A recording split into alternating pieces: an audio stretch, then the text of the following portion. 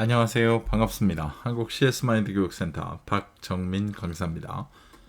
CS 리더스 관리사 2022년 6회차 지난 6월 12일 날 진행이 됐던 정시 시험 CS 전략론 11번부터 20번까지 문제풀이 분석 동영상 시작하도록 하겠습니다.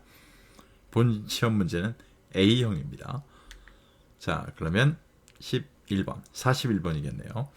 고객 가치 분석을 위해 RFM 기법을 사용할 경우, 자, RFM 기법, 해당 분석에 필요한 요소로 알맞은 게 뭘까요?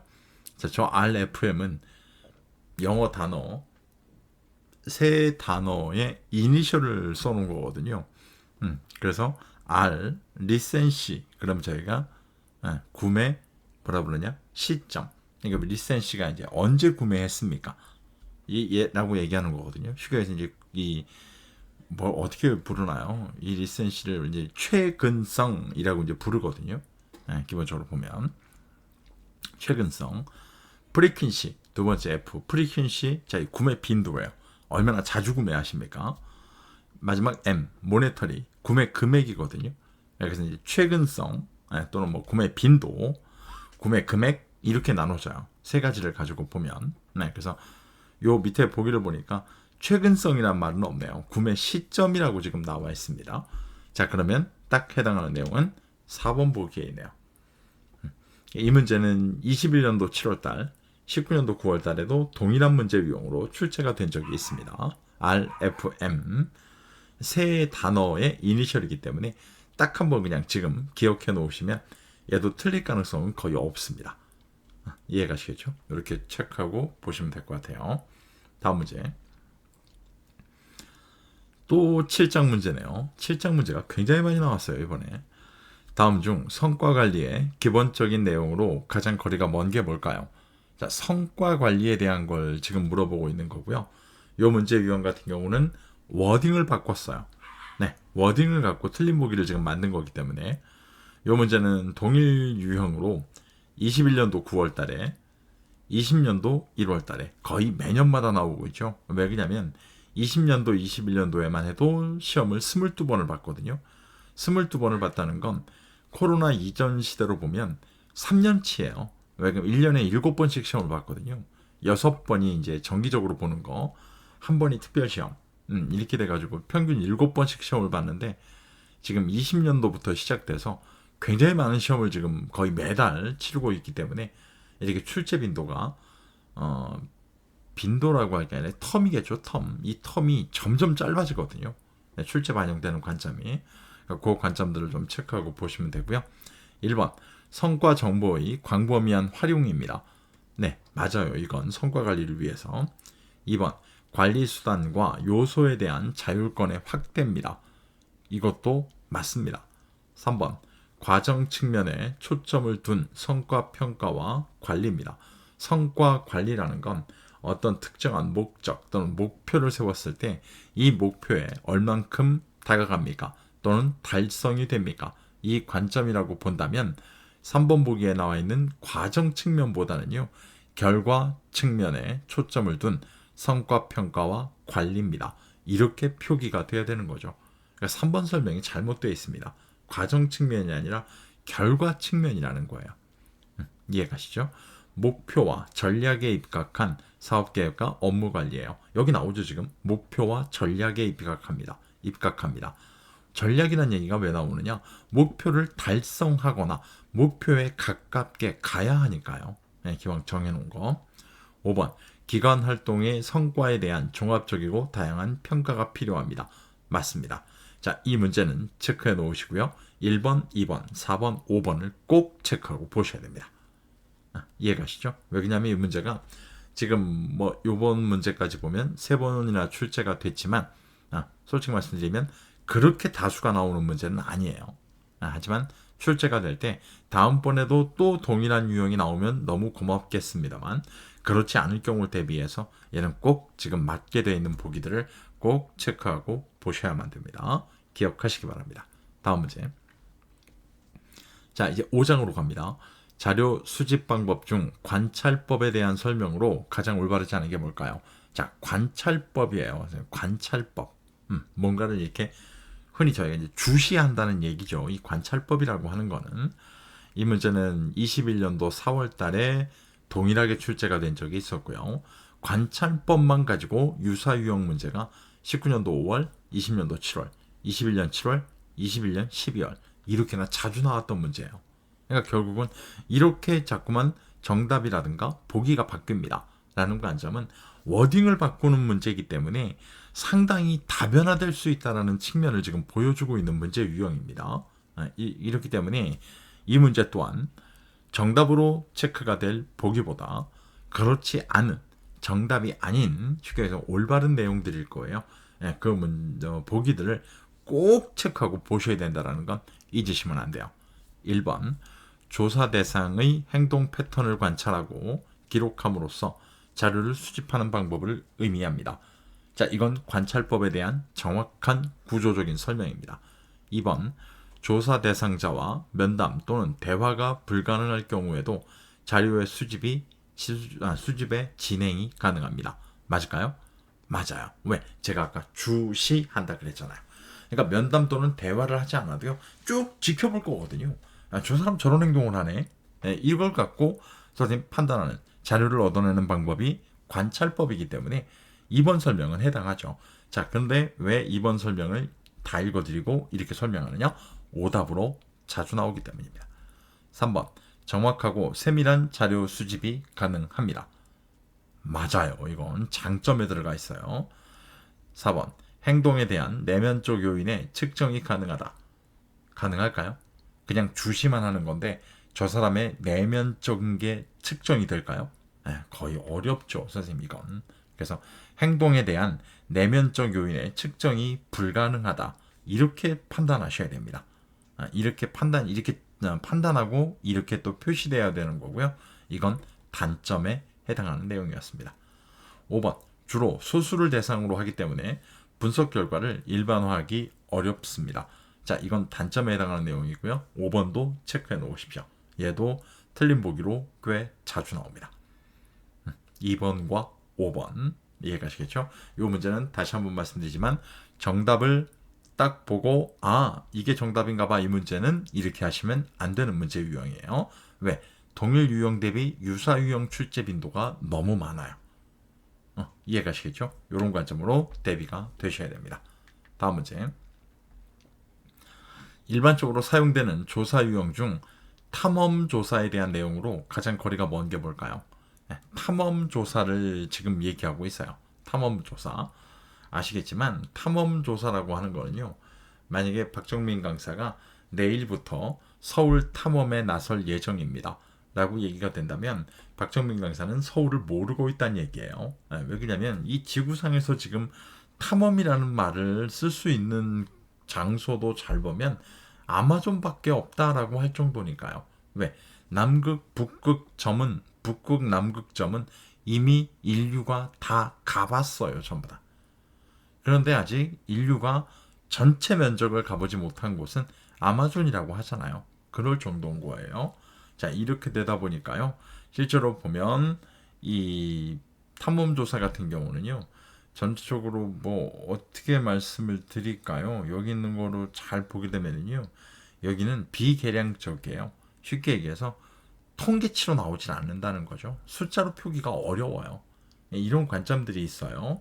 자, 그러면 가장 거리가 먼 거 1번 주로 비계량적인 방법이 사용됩니다. 비계량적 통계화가 어렵다? 맞아요. 숫자로 쓰기 어렵다는 얘기예요. 2번 주어진 문제가 명확할 경우 실시하는 조사 유형입니다. 아니죠. 제가 아까 박정민 강사가 내일부터 서울 탐험에 나섭니다. 라는 관점은 다시 한번 말씀드리면 뭘까요? 서울을 모른다는 얘기잖아요. 쉽게 해서 탐험 조사는요. 조사자가 주어진 문제에 대해 잘 모를 때 실시하는 거예요. 이걸 명확하게 알고 있다면 탐험 조사를 할 필요가 없겠죠. 이해가시죠? 이번 설명이 잘못되어 있습니다. 3번 비정형적인 절차를 사용합니다. 비정형적 맞아요. 또 이것도 수치화시키기가 어렵다. 대표적인 조사 방법으로 심층 면접, 표적 집단 면접법, 표적 포커스 집단 그룹 면접법, 인터뷰, 그죠? 여기에는 포커스 F, 집단, 그룹, 그 다음에 디스커션, 토의 이래가지고 뭐 나오기도 하는 F, 뭐 G, D 이렇게 나오기도 해요. 여러 가지가 있어요. 종류가. 전문가 의견 조사, 문헌 조사 등이 있습니다. 다 알고 계시는 겁니다. 특정 그룹이나 제한된 숫자의 개인 인터뷰를 통한 예비 조사를 실시하여 조사 목표를 수정하거나 재규정하는 데 사용하기도 합니다.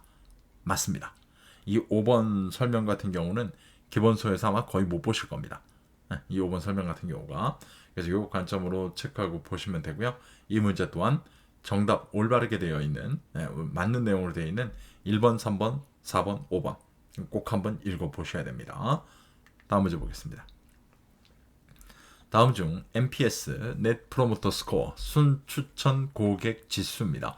에 대한 설명으로 가장 올바르지 않은 게 뭘까요? 가장 올바르지 않은 거 몇이냐면, 고객님 저희 기업 나가서 구전하실 생각이 있으십니까? 이걸 물어보는 거잖아요. 그래서 0점부터 6점까지는 웃기고 하지 않네. 내가 왜 구전할 거야? X.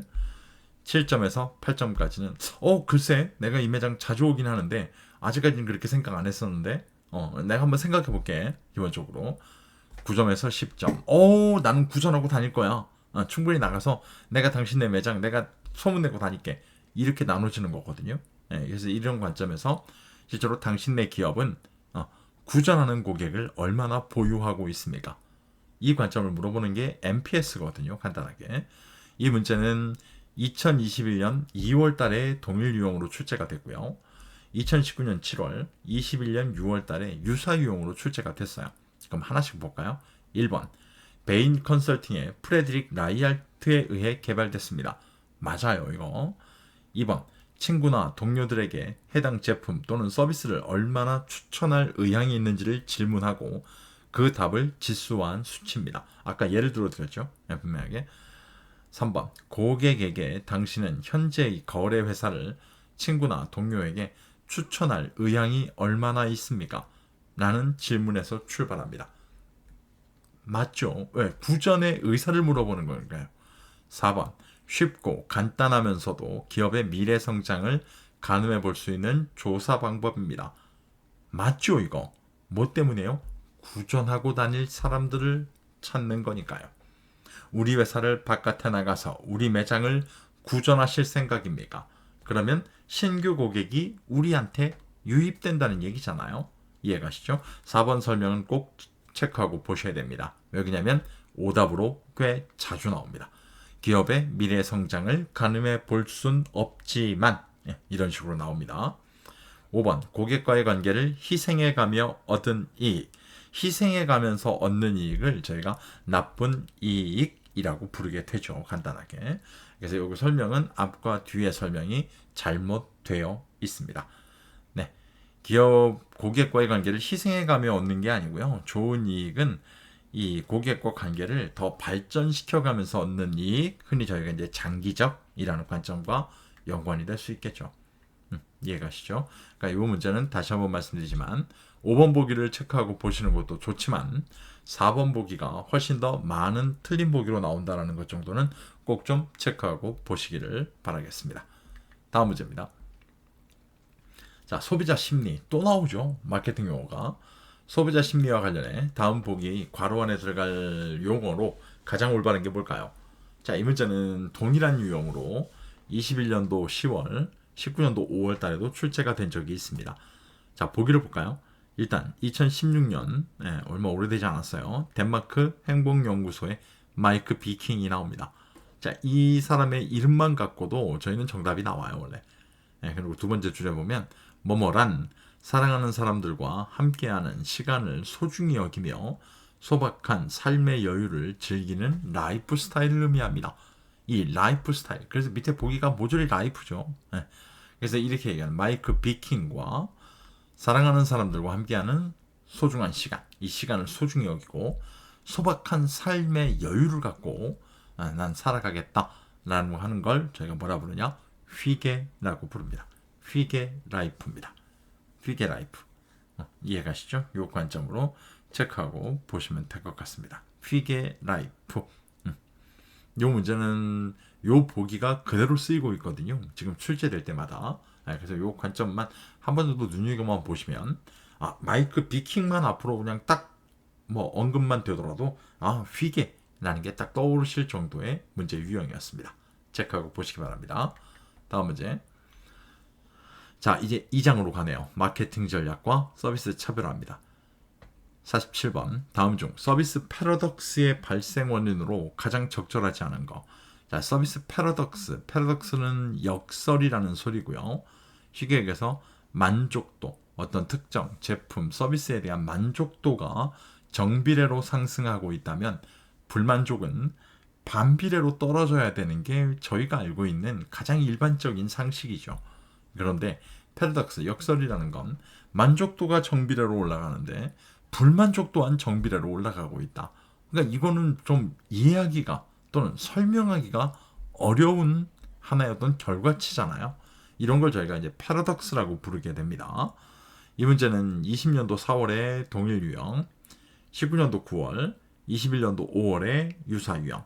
자, 이것도 잘 보면 유사 유형 문제가 이렇게 출제가 되고 있다는 얘기는 잘 보시면 워딩을 바꿀 거고 그 워딩의 정답이 매번 바뀔 수 있다. 쉽게 해서 밑에 있는 보기가 다양화될 수 있다. 이 관점이라는 건 이미 아실 겁니다. 충분히 봤기 때문에. 1번 기술의 복잡화 맞아요. 이건 분명히 패러독스. 왜냐면 공업화의 원인이니까요. 2번 서비스의 이질화예요. 이질화라는 건 달라진다는 얘기죠. 쉽게 얘기해서 저희가 알고 있는 서비스의 표준화라는 걸로 바꾸셔야 되죠. 이건 이질화가 아니라 이질화는 오히려 저 패러독스가 생기지 않게 만드는 방법 중에 한 가지일 테니까요. 이번 설명이 잘못되어 있습니다. 서비스의 표준화, 종업원 확보의 악순환, 서비스의 인간성 상실 뭐 이런 것들이 나오고요. 제가 아까 이질화를 표준화로 바꿔야 됩니다 라고 말씀드렸잖아요. 서비스의 동질화로 바꿔야 되겠네요. 동질화. 그럼 표준화가 옆에 있으니까요. 동질화 이렇게 바꿔야 된다라는 걸로 좀 수정을 하시면 될 것 같습니다. 자, 이렇게 따지면 2번 서비스의 이질화가 해당하지 않는 내용이었습니다. 이 문제도 암기까지는 아니어도요. 5가지 정도의 하부 요소가 좀 눈에 익혀 놓으면 충분히 향후 대비되는 출제되는 문제를 대비가 가능한 문제 유형이었습니다. 체크하고 보시기 바랍니다. 다음 문제. 서비스 포지셔닝의 일반적인 방법 중 다음 보기 사례에 해당하는 유형이 뭘까요? 자, 포지셔닝의 방법이라고 얘기하고 있고요. 여기에는 기본적으로 한 6가지가 나옵니다. 이 포지셔닝의 방법에 그 중에 출제가 됐던 건 뭐 서비스 속성, 그 다음에 서비스 용도, 그 다음에 저희가 알고 있는 서비스 이용자, 이렇게 3가지 가장 대표적으로 출제가 되는 것들이거든요. 그래서 설명은 좀 요 문제를 보고 설명드릴게요. 먼저 설명을 드릴까요? 가장 잘할 수 있는 곳에 초점을 맞추겠습니다. 가장 잘할 수 있는 곳에 초점을 맞춰요. 이걸 저희가 서비스 속성이라고 구별하시면 돼요. 그죠? 그 다음에 어떻게 하우에 대한 게 나오면 서비스 용도예요. 용도. 네. 그 다음에 나오는 게 서비스 이용자예요. 서비스 이용자는 정말 여러 가지의 형태의 보기가 제시되는데요. 기본적으로 고객의 유형, 형태에 맞춰서 우리가 제공할 서비스가 이렇게 바뀝니다. 이런 관점이거든요. 전부 다. 그 관점을 보시면 되고요. 이 문제는 동일한 유형이 20년도 7월 달에 나왔고 비슷한 유사 유형 문제가요. 18년 7월, 21년 12월. 결국은 보기의 내용이 바뀐다는 얘기예요. 이 문제는. 그래서 온라인 배달 전문 업체 A기업은 솔로와 혼밥 쪽인 고객을 대상으로 포지셔닝을 하고 있고요. 그러니까 이런 고객들을 대상으로 반면 B라는 기업의 경우 가족 단위의 고객을 중심으로 포지셔닝을 하고 있어요. A라는 기업과 B라는 기업이 결국 이런 제공하는 서비스의 형태가 갈라질 수 있고 달라질 수 있는 이유는 딱 한 가지죠. 누구한테 맞추기 위해서? 서비스 이용자한테 맞추기 위해서. 이해가시죠? 그러니까 이런 관점으로 출제가 돼요. 서비스 이용자가. 이렇게 나눠보시면 될 것 같고요. 다시 한번 가장 잘할 수 있는 곳에 초점을 맞춰요. 서비스 속성. 서비스 속성이 출제가 됐던 가장 대표적인 건 우유곽. 우유 이 꽉에 대한 게 사진으로 나오고요. 거기 철분 함유 곱하기 2 이렇게 나왔었죠. 이 문제가 꽤나 논란의 대상이었는데 실제로 저도 이걸 전공 서적을 찾아서 한번 확인해 봤는데요.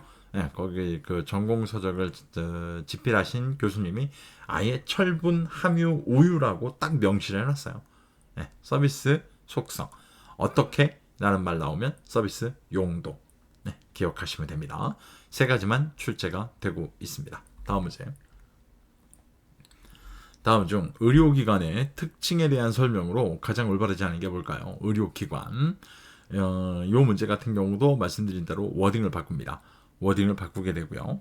최근 들어 나오는 스타일로는 밑에 보기가 굉장히 길게 나올 텐데요.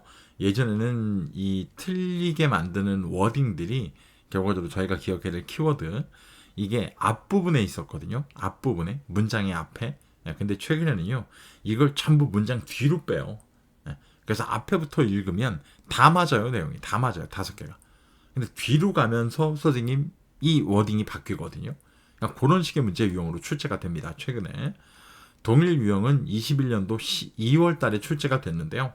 유사 유형은 몇 배예요. 선생님 몇 배. 너무 많아요. 그러니까 결과적으로 이게 무슨 얘기냐? 워딩이 지속적으로 바뀌고 있다는 얘기야. 출제될 때마다 이 관점 체크하고 보시면 되고요. 읽어볼게요. 1번. 병원은 고도로 노동집약적 집단인 동시에 자본집약적인 조직체라고 할 수 있습니다. 맞아요. 저희가 요즘 시대에 알고 있는 병원은요. 대표적으로 노동집약적, 자본집약적인 업체예요. 업체 또는 기업의 형태 이렇게 말씀드립니다. 2번. 의료 서비스라는 공적 영역을 수행하지만 이거 맞죠? 기본적으로 영리적 동기를 가진 이익 집단의 성격이 강합니다. 자, 여기 잘 보세요. 틀린 말이 없는 것 같은데 라고 보이지만 문제를 다시 올라가 보셔야 돼요. 우리나라는 의료라고만 쓰면요 비영리 동기예요. 무조건. 왜? 선생님들이나 저나 대한민국에서 태어났다는 이유 하나만으로 건강의료보험 적용이 돼요.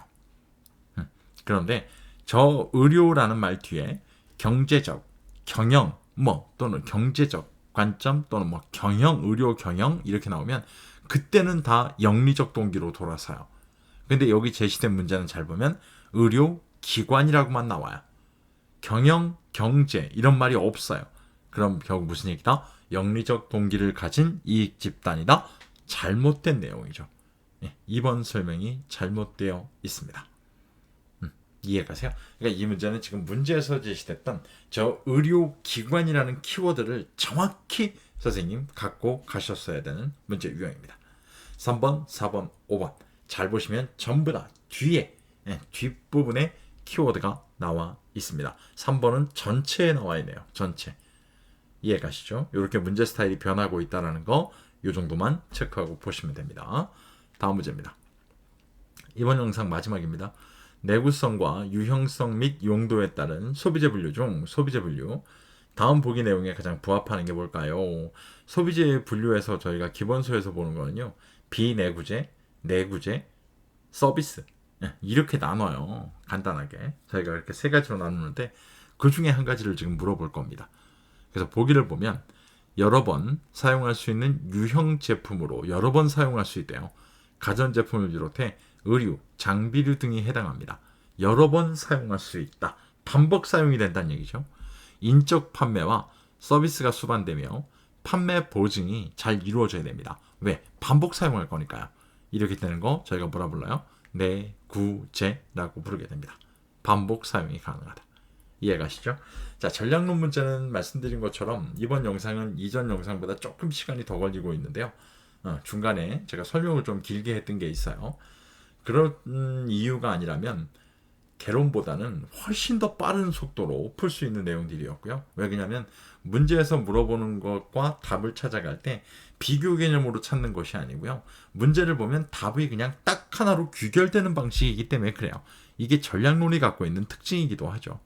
그래서 흔히 수업할 때 저희가 암기 베이스입니다. 이렇게 언급들을 하고 있는 겁니다.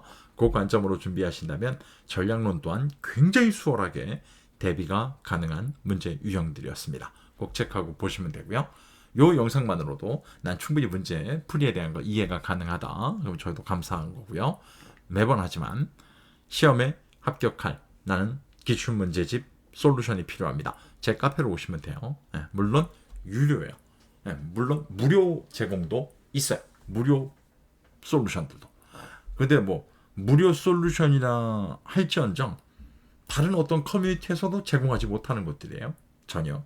다른 곳에서는 뭐 보지도 못할 것들이니까. 왜? 왜냐면 저희는 총 61회차의 기출문제를 펼쳐놓고 문제가 어떻게 변화하고 있고 어떻게 반복되고 있고 이걸 분석한 거를 갖고 챕터별로 나눠서 만든 거기 때문에 선생님들이 보시기에 충분히 가장 효과적으로 시험 대비가 가능하실 겁니다. 나는 시험에 꼭 한 번에 붙어야 됩니다.